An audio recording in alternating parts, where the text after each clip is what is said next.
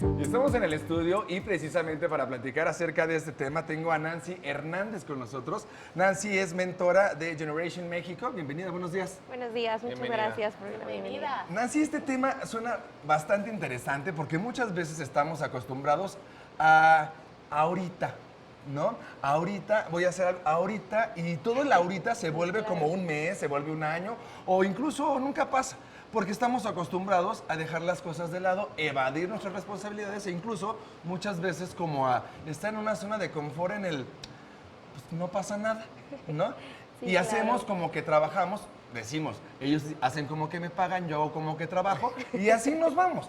¿Qué pasa? ¿Qué es responsabilidad personal y por qué necesitamos trabajarla? Sí, claro, bueno, buenos días y es muy importante esta parte, ¿no?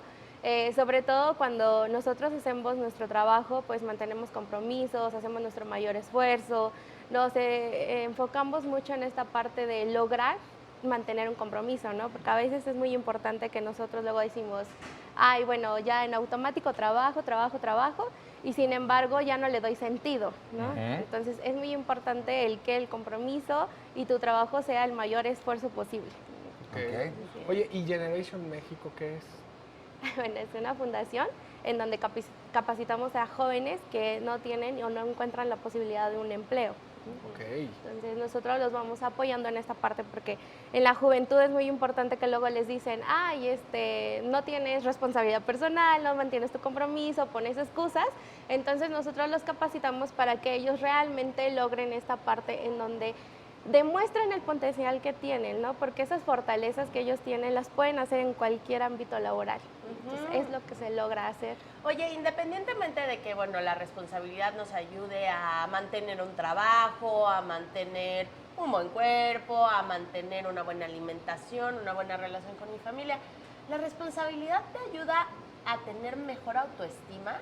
Sí, por supuesto, ¿no? ¿Por qué? Cuando tú vas motivado a tu trabajo, es como esa parte cuando te pones la camiseta, ¿no? Yo soy parte de esta empresa y me motiva porque yo sé que el trabajo que hago es el mayor esfuerzo y es como esta parte donde las empresas te valoran, ¿no? Entonces, es muy importante que si tú estás motivado por el trabajo que realizas, allá afuera vas a estar en la gloria, ¿no? Por ahí dicen que el trabajo debería de disfrutarse, ¿no?